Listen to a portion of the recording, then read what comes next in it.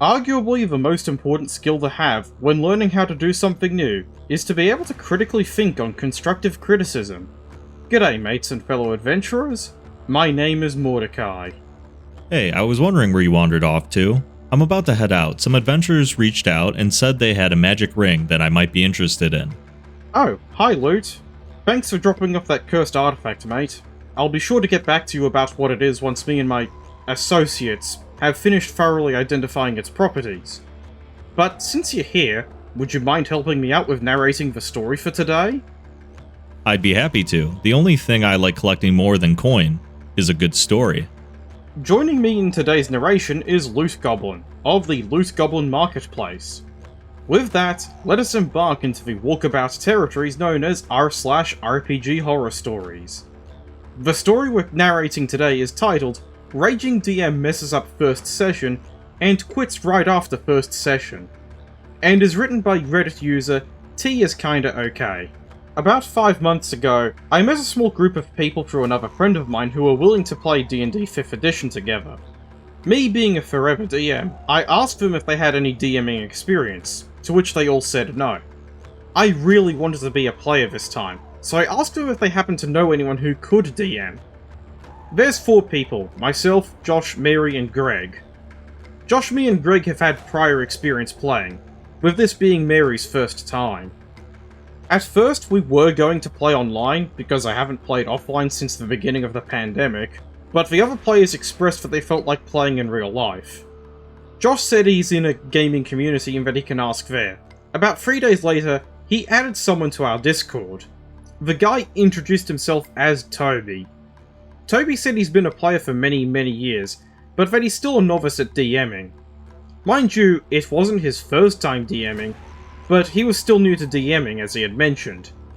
He did also mention that he's DM'd 1 or 2 one-shots, and he feels like he's ready to DM a full campaign. That's great! I informed Toby that I was an experienced DM, so if he had any questions, he could always ask me. Toby said that he doesn't have any questions at the time, but did mention that he'd feel more comfortable having me backseat DM for him for the first few sessions. That isn't a problem for me. About 2 weeks go by, and we ask Toby what the plan is. He hadn't given us any info about the plot, when we were going to meet up for a session 0, which characters we can make, etc. This is where the issue started. Toby replied quite rudely, and I'm paraphrasing here, that he doesn't have a whole lot of time on his hands, and that we should just be patient. He then said that we don't need a session 0, because he's never done one before, and he doesn't see the purpose of doing one. It just takes away time from the actual sessions. Then he said that we needed minis. 3 of us, including me, told Toby that we didn't have any minis because we used to play online a lot. He then said he had a 3D printer and could print it for us without issue, but that we'd have to cover the expenses for the materials. I asked him if we could paint the minis with his paints, to which he almost exploded, telling us that we had no idea how expensive these paints could be, and that he didn't want us to waste his paints because we had 0 experience painting minis. So I told the other players that I didn't mind not painting the minis. Toby flipped at this, and said that we had to have painted minis for immersion. This seems like a good trade-off point. Do you want to take over narrating the next section, Loot? I'd be happy to. If there's one thing that I know for sure in these kinds of horror stories, it's combativeness. This early into a campaign is never a good sign. At this point, one of the players already told me that he was having bad vibes about this guy. I managed to borrow some paints from another friend, and we took those paints to this guy's house. Before we go there, Mary and Greg asked Toby if he had any pets, because they were allergic to dogs and Greg was also scared of dogs. Toby said that he had a small tiny dog, but that he didn't mind putting him in another room, with which Greg was fine. So all of us arrived in Toby's apartment, and buddy, let me tell you, Mary and Greg both effed off after an hour. Toby's dog was a bit larger than he had described, and there was dog hair everywhere. Not to mention Toby's dog was a barker. Greg was effing terrified and just left, with Toby telling him to man up, it's just a tiny dog, he shouldn't be scared. At this point I told everyone I was willing to call it quits because F Toby. Greg said that he was willing to try one session, and the other players kind of reluctantly agreed.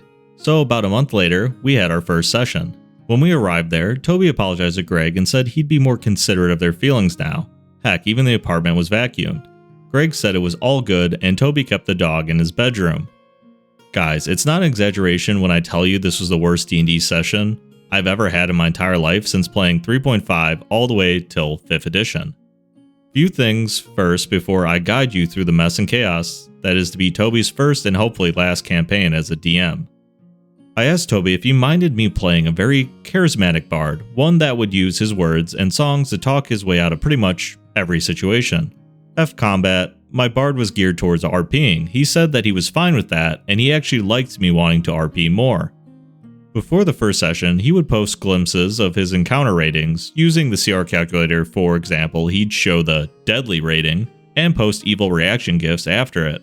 At first, it was funny. About 4 days in, I asked him if he knew we were all level 1, and that he can't expect too much from us. He then kept telling us that it'd be fine and that we were going to have a blast. He'd moved the first session twice. First time because he had something work-related. Second time he canceled the very last minute, like an hour and a half before the game time, because something personal had come up. Let me break down the session for you. The first conflict in the game happened between Mary's character, an elven paladin, and a few of Toby's NPCs. Mary's character tried to have a simple conversation with the locals, who happened to be dwarves. The dwarves started cussing at Mary's character and started to say some really mean shit, which made Mary visibly uncomfortable. Toby's explanation was because dwarves are very racist and they hate elves, no matter what. I, as the bard, came in between Mary's character and the NPCs and tried to persuade them not to fight each other.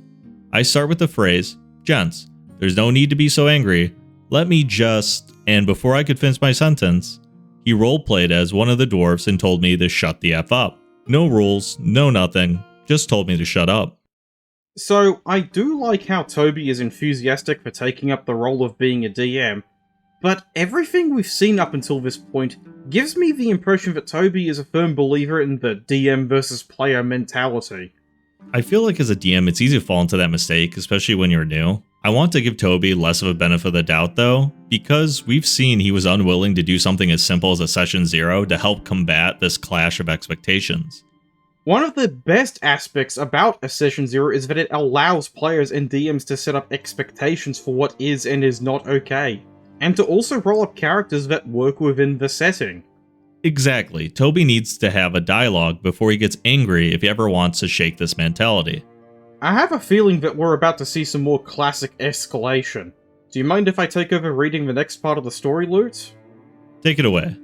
For the entire session, whenever we wanted to do something he hadn't prepared for, he'd railroad us back to the main story. Greg's character wanted to go and check out the local shops. Those shops were closed. Josh then said he wanted to see if the dwarves, who gave us a quest, were lying or not. He said, again without asking Josh to roll, that the dwarves seemed very deceptive, and that Josh, with his level 1 character, couldn't possibly see if the dwarves were lying or not. Greg's character is being stopped by some guards for reasons, but to this day I still have no idea what the actual reason was, and they wanted to take him to prison. I tried to persuade the soldiers, but again, instead of getting any chance of rolling, I get told, in his role-playing voice, to just shut the hell up. Or that they'll lock me up as well for insubordination. Mary at some point asks if she can tell if any of the PCs, us, were lying or not about a very specific topic that we were joking about. Toby finally told her to roll an insight check, and this was her very first roll. We were about 1.5 hours into this session, and no rolls had been made until now. She had brought very special metal dice, and wanted to roll them over the table, because she didn't have a dice tray yet, and Toby aggressively stood up from his chair and loudly said, "Okay, but don't roll them over my table, you'll leave dents." You could tell Mary was visibly shaken by this, and we all told Toby that he should calm his nonsense down. He then apologized and said the table was new and he didn't want any scratches or dents in it. I sat next to Mary so that she could roll all of her rolls into my dice tray for the rest of the session. We then finally managed to escape the soldiers through some trickery.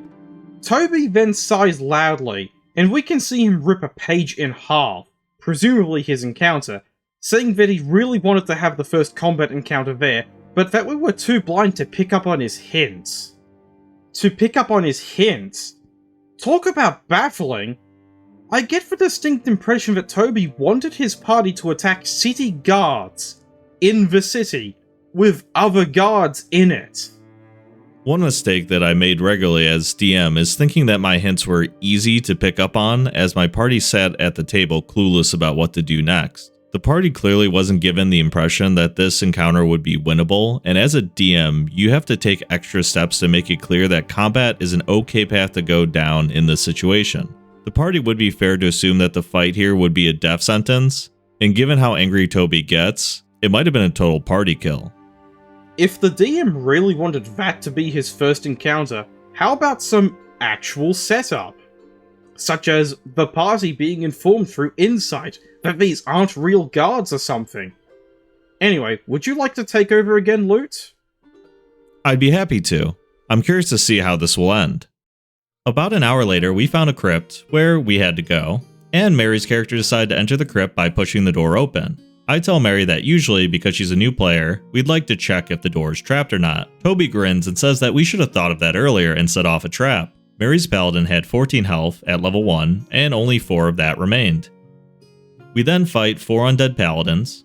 At first we thought this was going to be a balanced fight until one of the undead paladins walked up to Josh's character and knocked them prone. Another paladin shot Josh's character, and Toby said that because Josh's character was prone, he got to roll with advantage.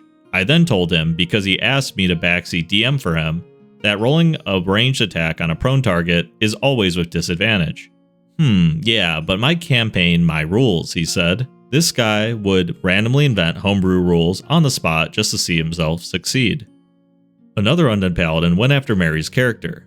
He asked her if a 20 hit. She said yes. He then said, okay, let's see. Oh, also, need to roll for Divine Smite. Mary's character had 4 HP left. He rolled 23 damage. Mary's character died. Mary's character didn't even get to do anything that entire fight.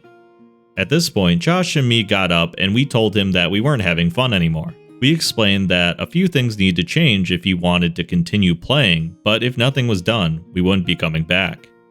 Toby at this point started shouting at us and told us that we didn't understand how difficult it was to organize a session like this, and that we should be grateful to him for putting in all this effort. We ended up leaving, and him leaving the Discord server, blocking us everywhere. I will say that Toby is definitely enthusiastic about his vision for how he wants to run the game. That enthusiasm is great, but it's taken in a direction that is detrimental in the long term. Instead of making sure that all of the players at the table are having fun, he's instead trying to win at TTRPGs by besting his players. I always get confused why people are insistent on winning D&D. There is always another session or campaign if everyone is having fun. All that Toby would accomplish here is having a bunch of new players want to write off the hobby entirely. It may have something to do with more conventional board games, such as chess or Monopoly, which on top of having rules, have win conditions written into those rules, which can set up a competitive scene in those types of games. An important realization with TTRPGs is that the lack of a win condition makes it lean into being a more casual experience rather than being competitive. I definitely feel like it's a problem that people invent for themselves. A successful game of D&D is one where everyone, including the DM, got a chance to do something cool. I feel like this story is a good reminder that since TTRPGs are inherently collaborative, winning should be thought of in terms of, did my fellow players at the table have fun, rather than who's won this session. It is important to remember that this DM asked for advice, but still is trying to best the person he wants advice from. It definitely shows a disconnect even between his own personal goals. It makes it weird to me, since one of the best aspects to getting feedback is being given something tangible upon which to improve. Especially if you are relatively new to a hobby or a critical element of said hobby, such as being a GM. I think that any new DM can feel overwhelmed and want to do too many things at once, including to win. I imagine it can be a frustrating experience for the new DM, and then that gets passed on to the table of players. It creates a lot of problems. I do want to add that I firmly believe that every problem has a solution. For Toby, I envisioned that this ideal solution would be to realise that there is a lot more fun to be had by collaborating with the group he is DMing for, instead of trying to win. Before we end off the video for today, is there anything you'd like the viewers to know about your marketplace? You can find me at the Loot Goblin Marketplace, where I cover all manner of RPG stories. Some horror, some glory, and even occasionally my own personal stories. Subscribe to Mordecai, and make sure to check out the video that I did with Mordecai on my channel too. The link for our collab on the Loot Goblin Marketplace is down in the description below. Thanks for watching the video, mates, and I'll see you all next time.